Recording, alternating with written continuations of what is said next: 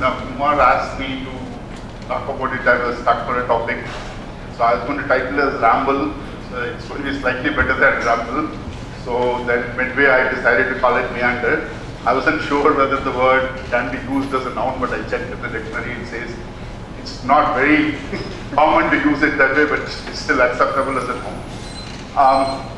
So I don't have a theme or to start with. I didn't have a theme, but slowly I developed a couple of different themes. So it is going to be a meander in a way, but not very long meander, I hope. I'm going to start with the disclaimer. I was avoiding Kumar's request for a long time. I think when the series started, he asked me for a last lecture, and I've been kind of telling him I don't know what to talk about, what is the context or what are the parameters of the last lecture.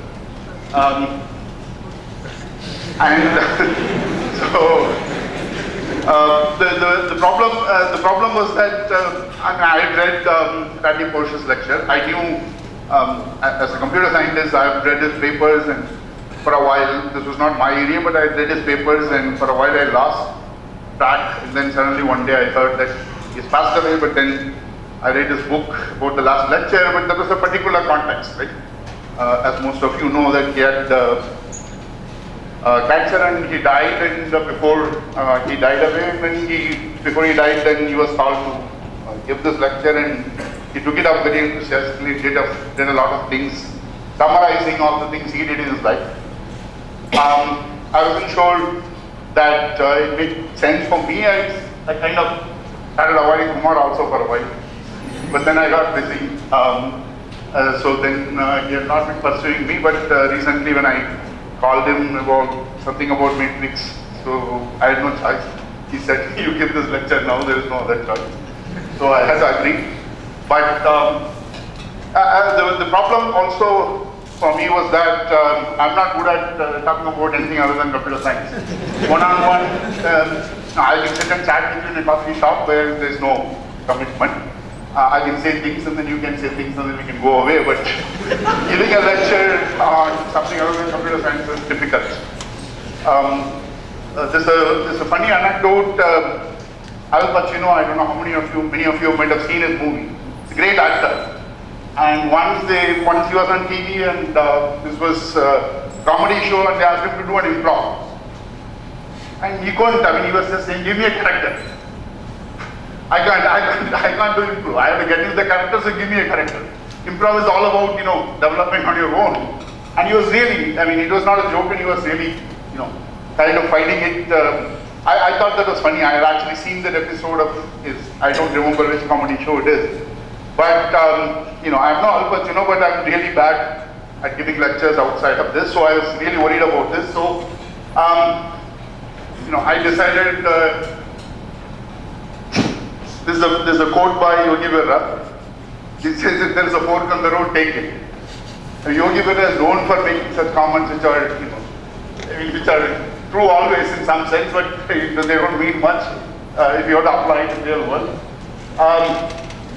So, I can't go back on my word to saying I agree to Kumar, so I can't go back on my word. So then I had to look at these options.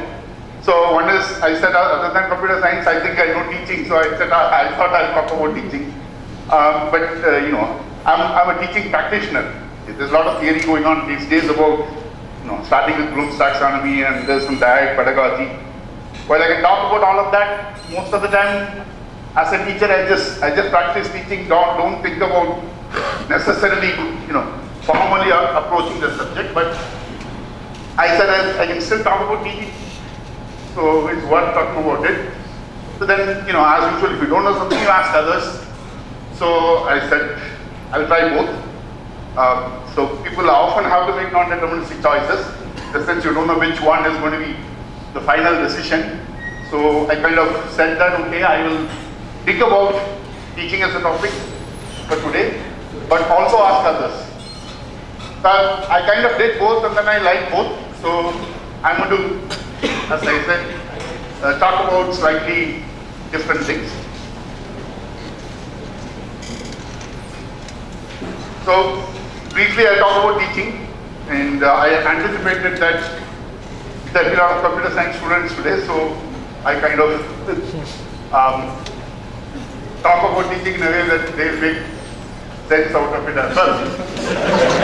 And this is one thing many of my computer science students will know. The advert said about something about imparting wisdom. I just can't do it. And this is by Dijkstra, who's a very early computer scientist.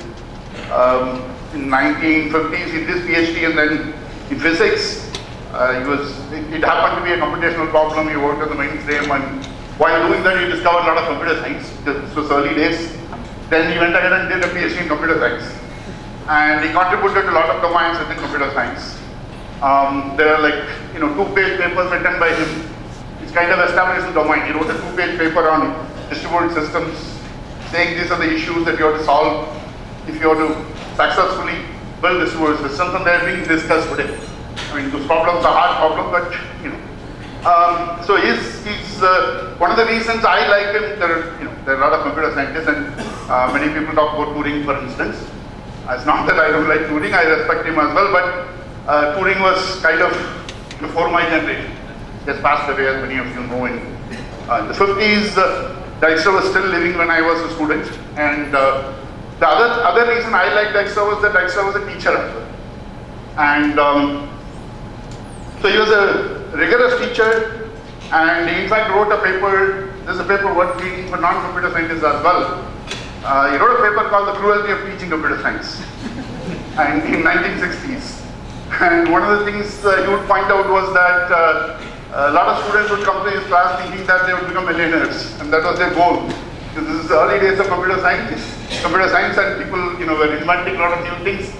And he was in the other extreme in the sense that he would say, I don't even care whether you get a job. I mean, his style of teaching was, he used to teach in Europe and then moved to University of Texas at Austin, and he would not bother about whether the students get job, but he would go to the extent, if you don't understand my class, it's your problem. And he was very hard-nosed. But then he had a very practical approach to life as well as to computer science. And while he said that he doesn't care about whether you got a job or not, the book he wrote on programming, right? And if you read the book on that book on programming and understand it, you never have to read anything else, right, about programming. That was it. I mean, people have invented object-oriented programming, some 70, 700,000 languages, all that. But if you read that book is very thin, about 125 pages, not language specific. But if you read that, you never have to understand any other concept about programming. You can develop all of that on your own. So that was his approach. He'll do it one, but do it very rigorously. And one of the things he says was about teaching was that don't give advice to students. The risk is not that they would listen, the risk is that they will listen and do something you are responsible for. Right? So I take it seriously. So if you're giving advice, you have to be responsible.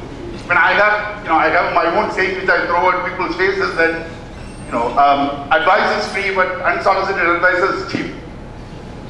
Right? So you have to be serious about giving advice. It's a responsibility, and that's the point of view. So I'm not going to give any advice to students. Sorry, Kumar. So there's going to be no wisdom in what you say. So, but this was very early. I learned this from Dijkstra. Don't give advice. But over the years, as I started teaching, I made my early mistake, and I realized that I have my own teaching commandment. The first teaching commandment I have is, thou shalt not damage the student's brain. That has to be the first thing. You can, the rest of the things you can build on. But this is a null concept in the sense that I can assume that when you're not taking any classes, simplest way to assume not damaging students' brain is not engaging classes. But so that's as a professional teacher you can't do that. So I kind of treat this as a minimalistic design principle. So you might want to think somewhere. Okay. Okay. So you have to treat this as a minimalistic design principle. And minimalistic design is something I learned from my humanities colleagues who are into design actually, where you're trying to convey an idea, but You don't want to bring in too many stylistic elements. Without bringing too much style, you want to convey something, right? That's all I understand about minimalistic design. It gets applied in various domains, particularly visual domains, where it's very popular. Minimalistic design is very popular in art and film and visual domains. So I kind of look at this as the basic principle to have a minimalistic design for teaching. So the minimalistic design for teaching is something I follow, that teach as little as required. That applies both in terms of content as well as pedagogy. As a teacher, I don't want to do too much work, but the goal is that make the student learners as much as possible without brain damage. That is critical, right? So that element still applies. That I don't want to spoil what they have or what they can develop on their own. That's very critical. And so that brain damage part is not a joke. That we have to be very careful of, as a teacher, I have to be careful about not damaging what the student has as maybe innate talent, I'm not going to say God given, but they have some talent or they've developed something and they have potential for developing certain things. I have to make sure that I don't touch that aspect, I don't destroy that aspect. But at the same time, they've come here to learn. Students have come to learn. So you have to make the student learn. That applies both in terms of content, that I don't want to push too much content. So I generally tend to focus on concepts rather than on deep technical details. Many often students come back and say, you didn't teach this algorithm which has been invented recently. So I said, forget, don't worry about it, you go and learn it. That's your problem now. I've taught you the algorithm that was introduced 100 years ago, you know, go learn the algorithm that was introduced yesterday. So that's content that I think most of us do at undergraduate level, particularly at the early undergraduate level. But the other part is pedagogy. And some of my students curse me for that. So I don't take them to the end of the line. That's not the goal. I think they have to walk half the way. Where is that half the way? That is negotiable. But somewhere along the way, your pedagogy has to stop. Your role as a teacher has to stop. There's a whole saying, it's not something I invented. It's just something many people have been saying and many people have been doing. And I'm just articulating in a particular context. There's a whole saying, teacher is one who makes himself irrelevant, himself or herself irrelevant as to progress. And that's basically the idea in terms of pedagogy, that this is the minimalist way of thinking about teaching or designing teaching process. There's also a maximalist teaching approach, which systems follow. Individual teachers may or may not follow. Most of us follow a mixture of this. But Indian system, particularly the current Indian systems, I should say, that they teach everything required to make the student achieve the maximum possible. As a system that has its own weightage, right? You want your students to get the best placement compared to XYZ university. Right? So if I teach one less course, I'm worried that my students will lose some job or lose some admission.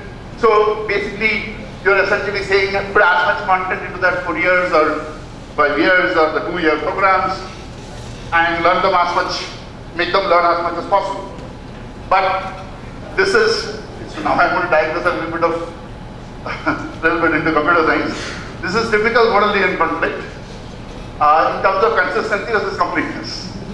That is, do you want students who know a lot of things with a little bit of brain damage? You want students who, brains are still fresh, but they've not learned everything in the world. Okay.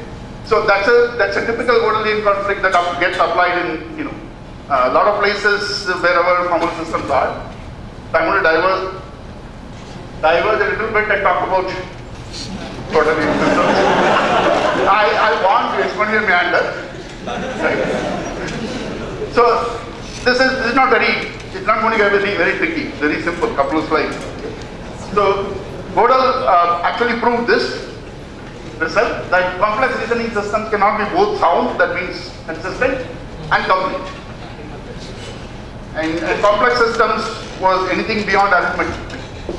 He actually argued that arithmetic itself is, complex enough, but let's ignore that for now.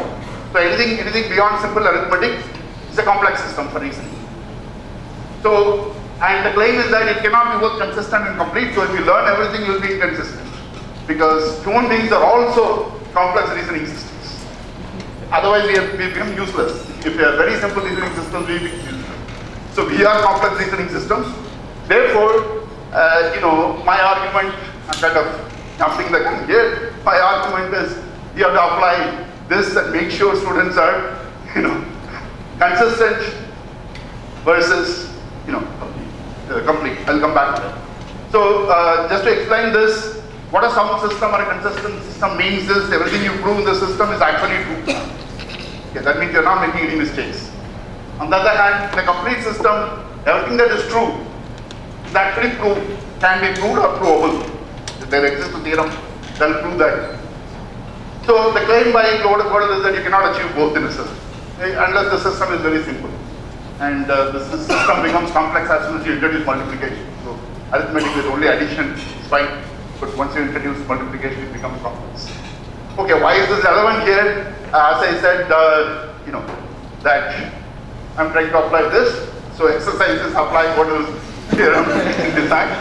And as I said, I've already given you a hint that students or complex reasoning systems, therefore, if you are designing your students' mental capacity to a certain extent, collectively, maybe not individually.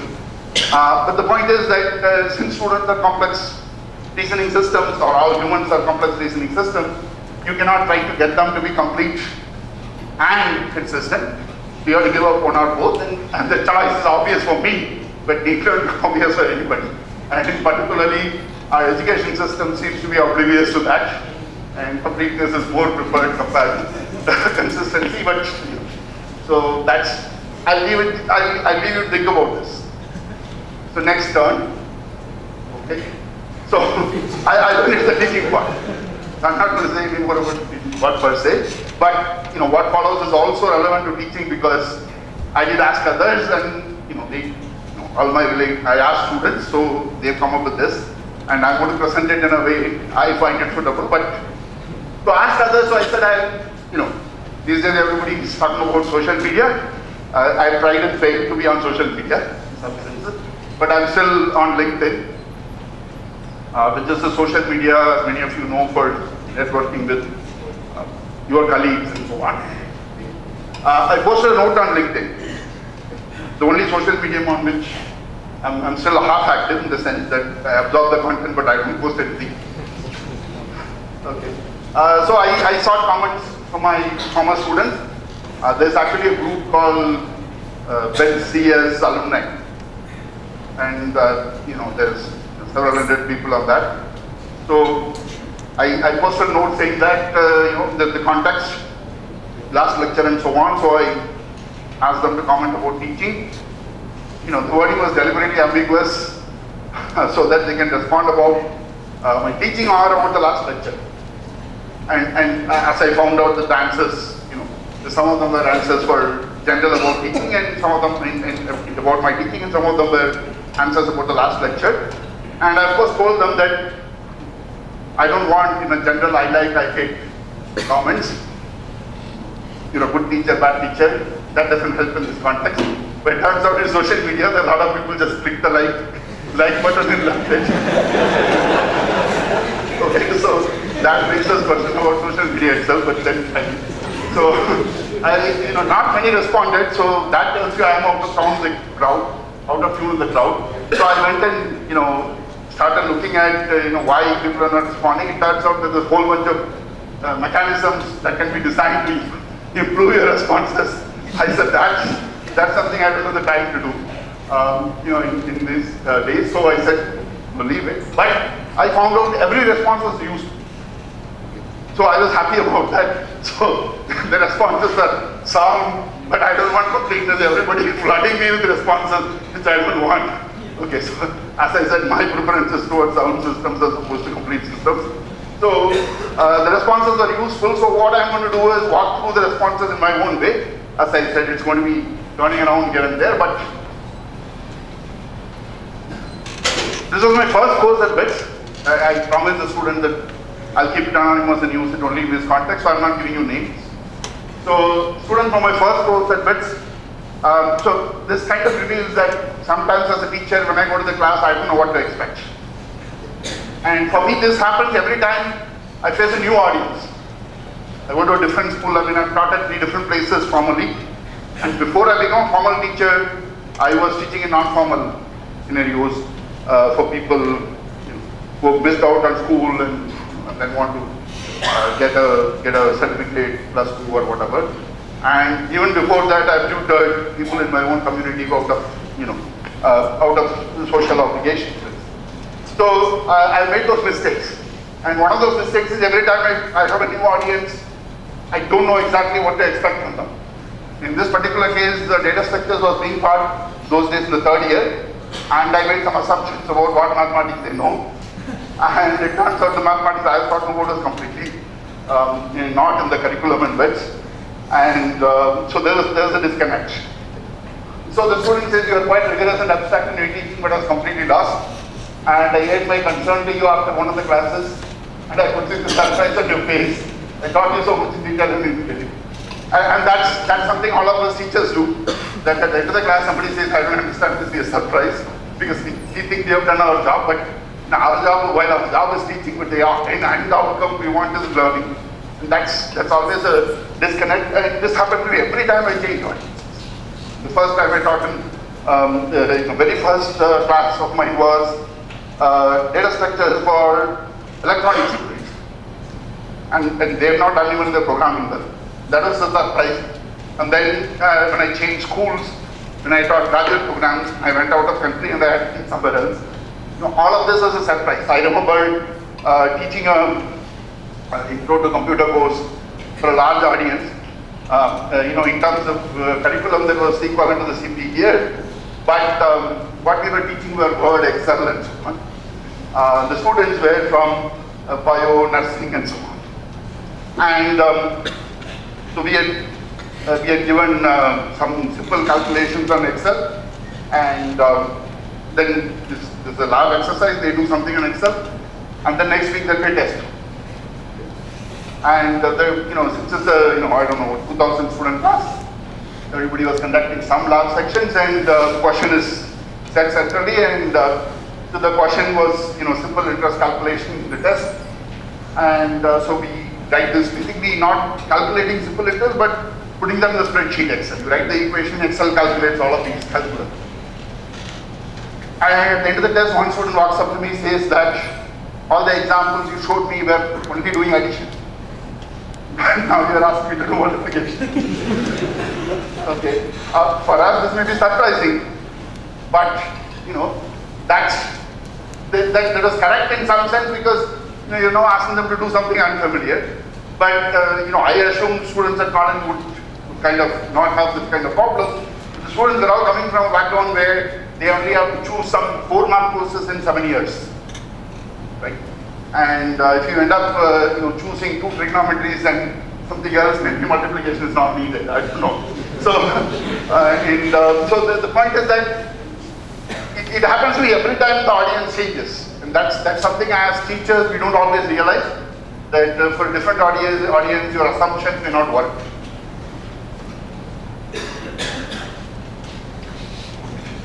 So, more recent graduate says that I had to record your lectures in my voice recorder because sometimes you go too fast and I couldn't follow.